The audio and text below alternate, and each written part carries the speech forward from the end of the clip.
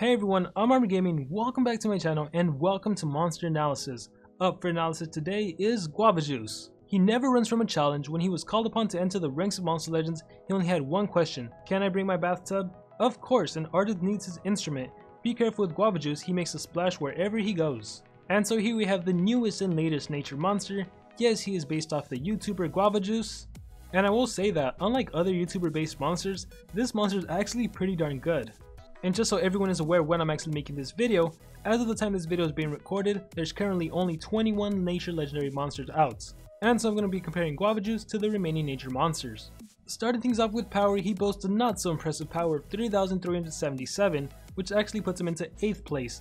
And yes, this power may not seem that high. I do need to mention that, and I will explain this later on, this monster is probably the strongest in terms of how much damage he can do because of an AoE. Again, I'll get into that a little bit later. Right now it's probably confusing because his power isn't that high. His life is 28,651, which actually puts him tied for 15th place along with Kiridar, so not a very high life. As for his speed of 3,465 however, this actually puts him in 3rd place. This actually also makes him the first nature monster to have this speed, which makes him as fast as other deny monsters from other elements. And in terms of just the stat alone, just the number, it's actually the 2nd highest. It just so happens that Alamo and Sarah are the fastest nature monsters with a base speed of 3,476. And as for his trait, he's immune to poison, which definitely helps him out against nature monsters because a lot of nature monsters have poison skills, and this does help him out because at least his damage output can't be reduced by 90%, but something like immune to stun would have been better, or immune to possession because the two monsters faster than him can easily deny him. Lamu has possession and Sarah has stun. And so with that being said, let's jump into skills. And I do need to mention that Inflatable Hand is actually his only single target hit.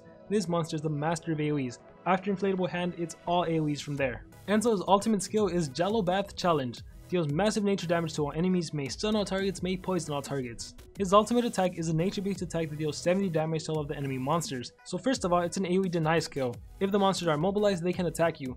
But secondly, it's also an AoE poison, which means the enemy's monster's damage output is going to be reduced by 90% and they're going to lose 10% of their health for the following 4 turns. What a fantastic skill for this monster. Skills group 1 is going to be skipped because there's nothing interesting here, and on to skills group 2 we go. Chilling Water Challenge deals moderate special damage to all enemies, may blind all targets, may apply damage reduction to all targets, requires cooldown. So here we have an AoE that does a lot. It's special based, it deals 35 damage, it costs 41 stamina, which is pretty high, and it has a 1-turn cooldown. And here we have an AoE blind and an AoE damage reduction, so it's kind of like a super daze. Blind will reduce the enemy's accuracy by 50%, reducing the likelihood of them landing a hit on you, and damage reduction will reduce their damage output by 25%. So even if they manage to land a hit on you, it's only going to be 75% as strong as it normally would have been. And it's actually because of this skill and a future skill that you can actually run Guava Juice with 3 speedruns and use him sort of as a deny monster. He can't 100% deny with his skills, but he can kinda deny by making the enemy more likely to miss. Next up is Water from the Pipe Challenge, which deals moderate nature damage to all enemies, applies weakness to nature, earth, and water elements to all targets, and requires a cooldown. And so here we have a really great supportive skill that does wonders with nature, earth, and water teammates. The skill itself is a nature-based AoE that deals 45 damage to all of the enemy monsters, it costs 37 stamina, and it has a 2-turn cooldown. And I'm not exactly sure how long the enemies are going to be weak to those elements, but it's probably going to be for 2 or 3 turns. And so this is a really great supportive skill. You can ideally make Guava Juice just faster than your main attacker. Your attacker, if he has an AoE nature attack, an AoE earth attack, or an AoE water attack, you can pretty much guarantee that it's going to deal massive damage on the enemy team. And we have yet another AoE skill, this time called Energetic Drink. Deals moderate special damage to all enemies, removes 25% of stamina from all targets, requires cooldown. Here we have a special based AoE that deals 40 damage to all of the enemy monsters, it costs 37 stamina, and it has a 1-turn cooldown. And it's a stamina drain AoE, taking away 1/4 of the enemy stamina. 25% isn't that significant, but in some situations it could mean the difference between winning a game or losing a game. In skills group 3 we have Cheese Balls Challenge.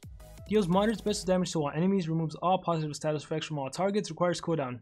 And here we have another special based AoE that deals 45 damage to all of the enemy monsters, it costs 37 stamina with a 1-turn cooldown. And I personally really like this skill because it removes all positive effects from the enemy monsters, which helps against so many different element types. Specifically if you're facing nature monsters, you're most likely going to be removing life regeneration. And quite possibly you could also be removing some sort of damage buff as well as stamina regeneration.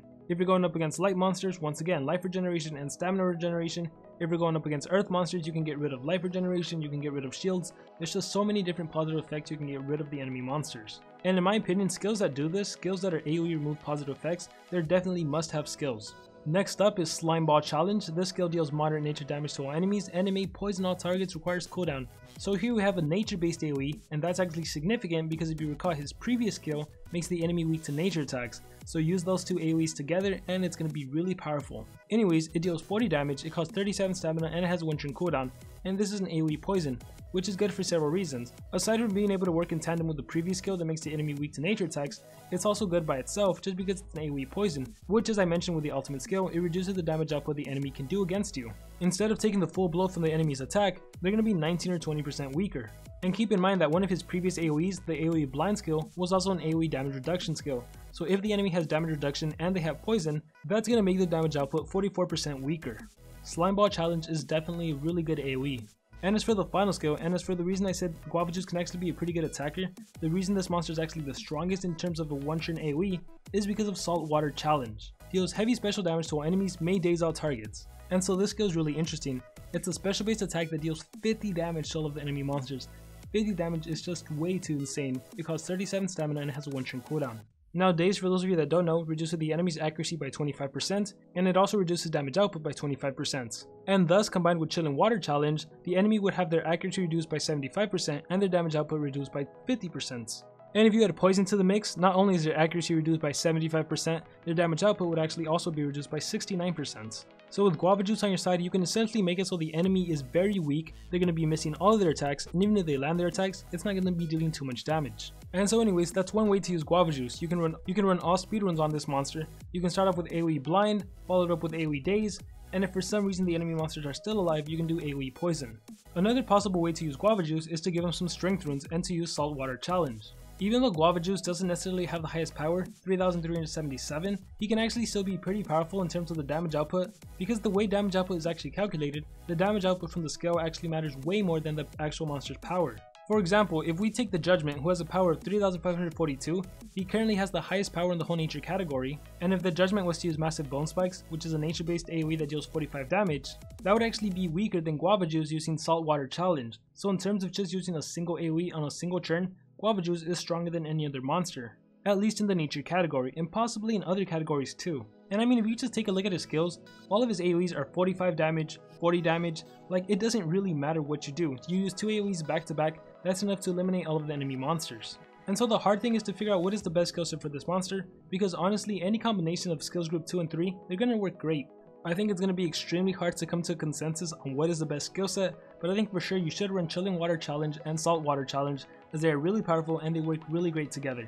After that, my personal preference would be for you to run Cheese Balls Challenge, because you can remove all positive effects. There are so many situations in which this can come in handy. And so then that just leaves 2 skills, Water from the Pipe Challenge or Slime Ball Challenge, both of which are extremely good skills. And I really like Slime Ball Challenge, but I think I'm gonna have to recommend Water from the Pipe Challenge, because you never know when this skill will come in handy too. I can definitely see various situations where you have a deny monster, you have Guava Juice, and then you have an attacker, in which case the deny monster can deny, Guava Juice can make the enemy weak to water, nature, and earth, and then your attacker is free to do the rest.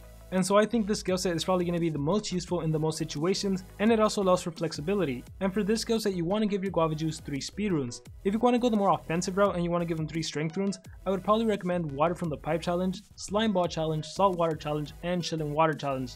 In that case, since you're going the attacker route, you probably don't need to remove positive effects. There are still definitely various times when it can come in handy, such as removing life regeneration or shields, that way you can actually kill the enemy monsters.